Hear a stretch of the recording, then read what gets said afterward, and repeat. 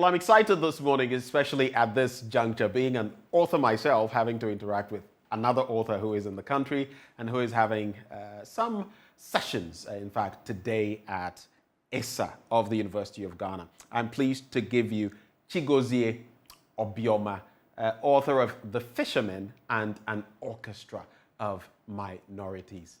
Chigozie, a very good morning to you. It's such a pleasure to be here, to be in Ghana and to be told Akwaba every time. It's wonderful. I see. Is this your first time? Yes, it's my first time, yeah. You know something I noticed prepping for this interview? You were born in a state and the particular place where I spent a little bit of my childhood, Akure in Ondo State. Are you kidding me? Wow. I'm telling you. So when I saw it, I felt, look at us. Yeah. We probably lived there, looking at your age, around the same period. Yeah, The Fisherman was set wholly in Akure. Yeah. So tell us about, even before we delve into other aspects, what got you into writing? So I was a little boy who wanted to be Maradona. So I grew up. You wanted to be Maradona? Yes, I grew up in the 90s and I wanted to play soccer. Right. But it was that serendipitously took me into writing. So I would play trouncy and go to these small fields that were filled with mosquitoes and play football. And then, one time I got very sick, and then I ended up at the hospital. I was admitted. And then during that bout of illnesses, my parents would tell me a story, especially my dad. And during one of those times, the landscape of my imagination opened in a weird way. And I would start living in my head for a long time.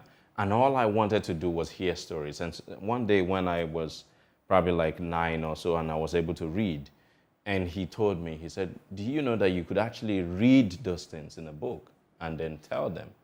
And that was how I became a writer. From then on, I began to read voraciously and then started to create my own stories.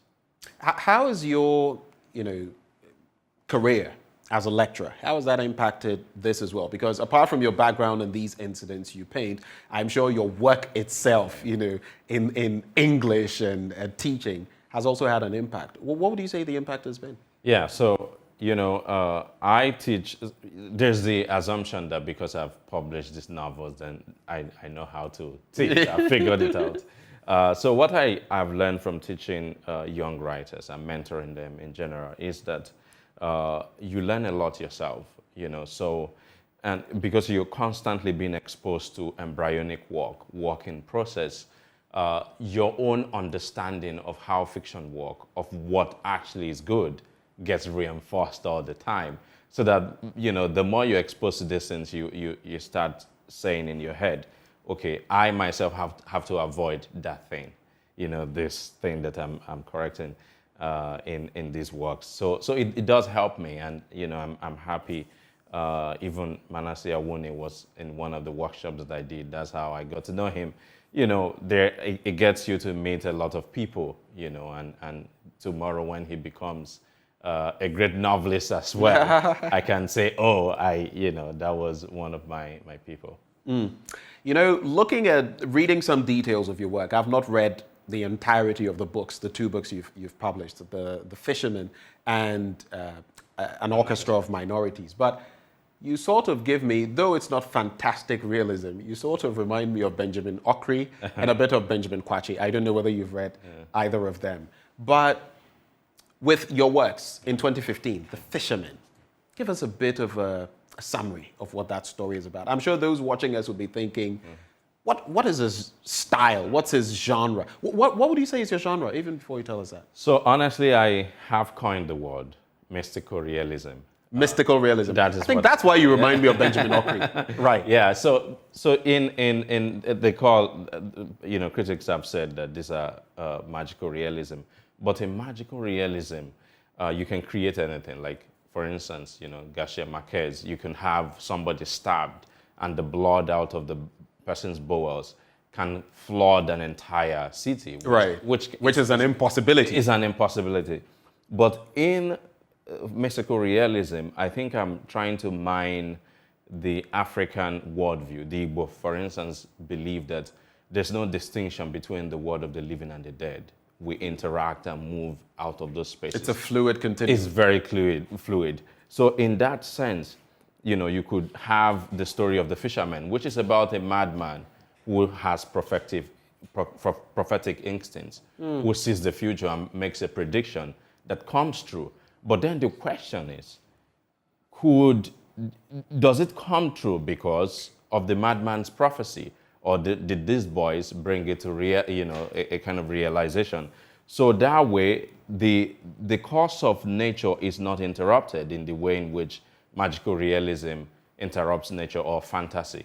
Right. So, because those boys live in a natural way, they just happen, their actions happen to align with the contents of the prophecy.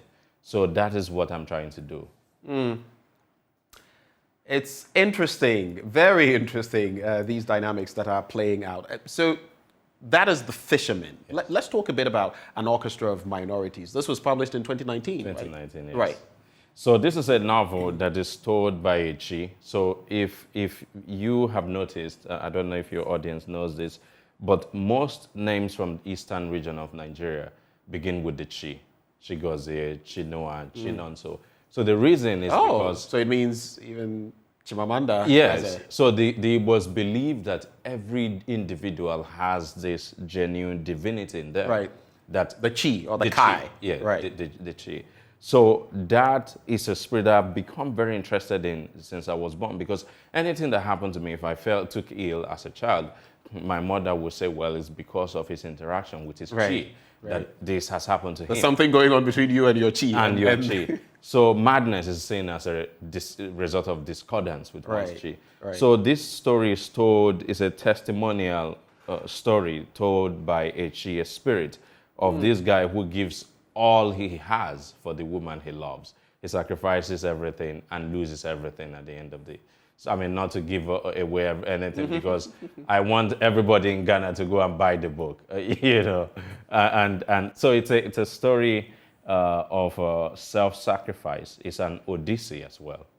It's an odyssey as well. An odyssey. And a lot of us who are going to be there this evening will also get further insights, I want to believe, yes. into these works and what they can expect, and maybe any future works. But we'll be getting into that. Who are your inspirations? Who are your mentors coming into this? Are you following in the footsteps of Professor Chinua Achebe of blessed memory? Chimamanda, was basically his protege. Is it Wale Soyinka? Who is it that you emulate? And maybe even from Ghana as well, if you have any people. Oh, absolutely. So growing up, I read a lot of, I was exposed to definitive works of African literature. And I have to say that The Beautiful Ones Are Not Yet Born was definitely... I had a feeling you would go there. No, I'm telling you. It's true. I read that book a number of times. I'm sure he's dead now.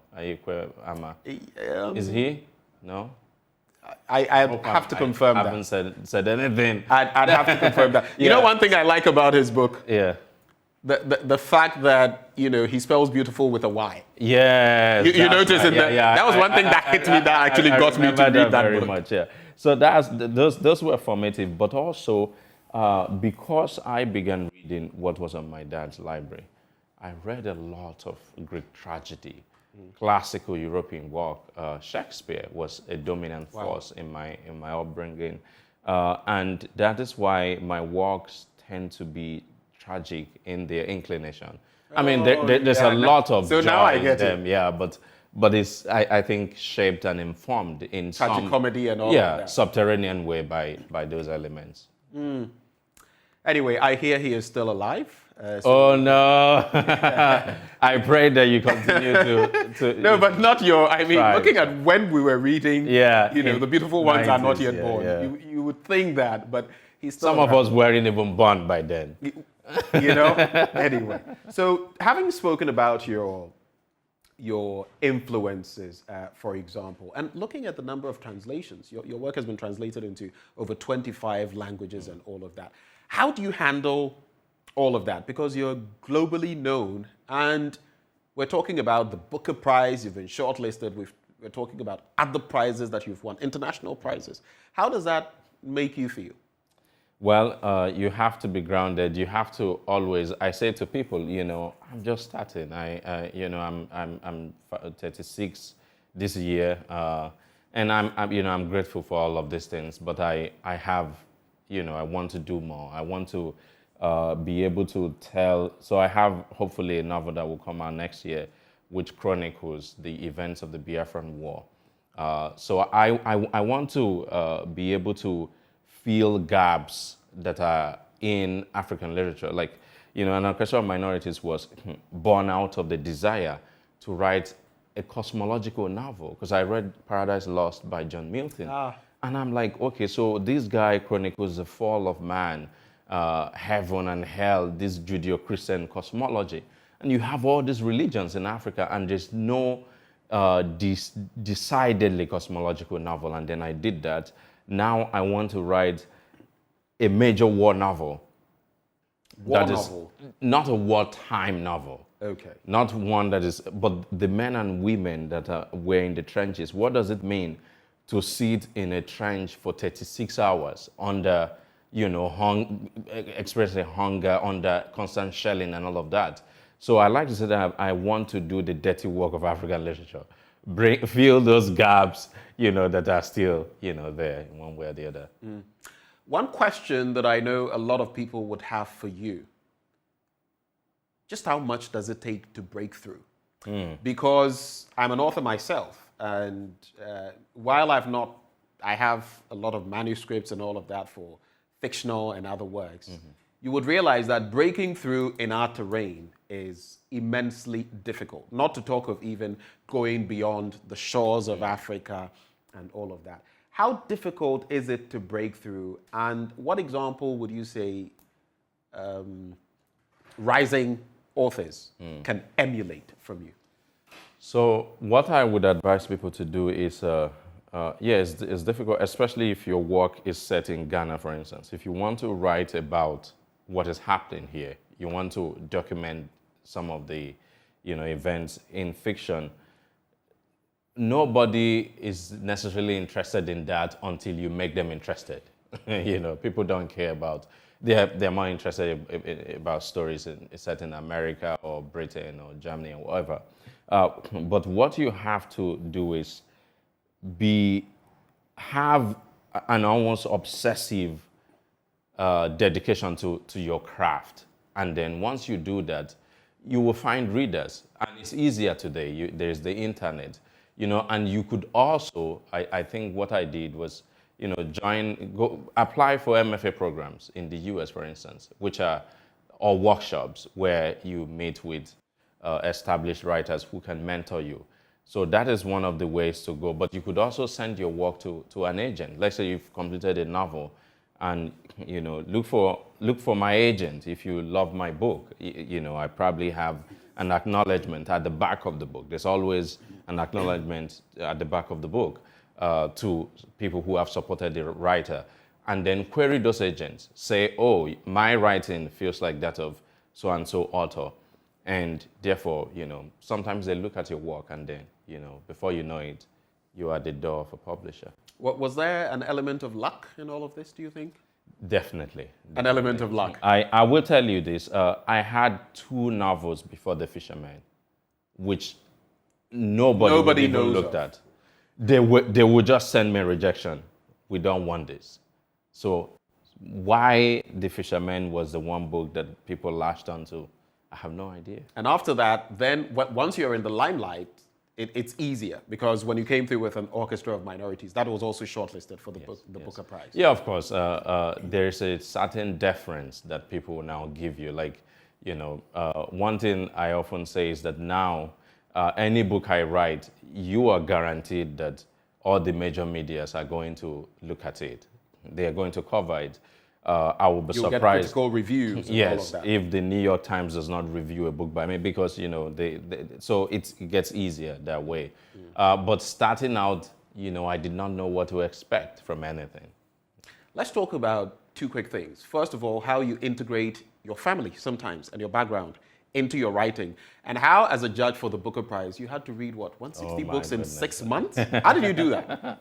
Yeah, so I like to say that for The Fisherman, It was a tribute to my brothers to growing up in this family of 11 siblings. So we're 11? Yes. And you know what was funny was that growing up, they used to laugh at us. So I was ashamed of my siblings of just how many we were until I left for university. You know, I left them for the first time. And it dawned on me, it was like an epiphany. You know, all the freshmen were like, oh, my friend here, my friend in Lagos, my friend in there. And I did not have a friend. And I hadn't considered that it was even needful because there were so many people that we could play soccer, football together. You know, I just didn't see that I needed a friend. So my family means a lot. So I began to think, okay, so these guys mattered so much to me, but I didn't know it while living with them. And so I wrote that novel. About the Booker Prize last year, my goodness, it was a book a day. So imagine that you were finishing a book a day, and some of them were as big as this, sometimes 500-page novels. So it was a challenge, but you know, I had to do it because you know, it's a very prestigious prize. So I saw it more as a service to the community because nobody would be reading my work. I wouldn't be where I was today if my work was not selected by the Booker Prize. That completely changed my life. The next day after the shortlist, more than 20 publishers from around the world wanted to publish The Fisherman. Wow.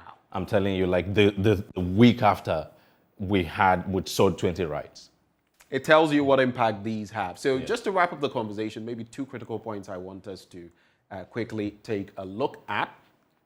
Will be at the tail end. I want you to give us what people can expect later this evening when they come through ISA at the University of Ghana.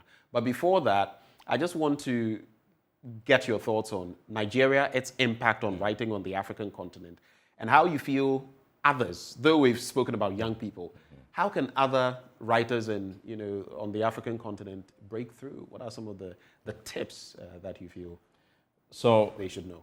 So one of the things is I think that there will be a temptation not to write stories set in Africa because they don't sell well. I have to tell you that An Orchestra of Minorities did not make that much money in the US. I mean, it did very well critically. But I think that we should be resilient in that. But also be humble. You could get carried away. You asked me earlier, what do you do with all of this? So you could decide that, okay, well, I'm somebody now.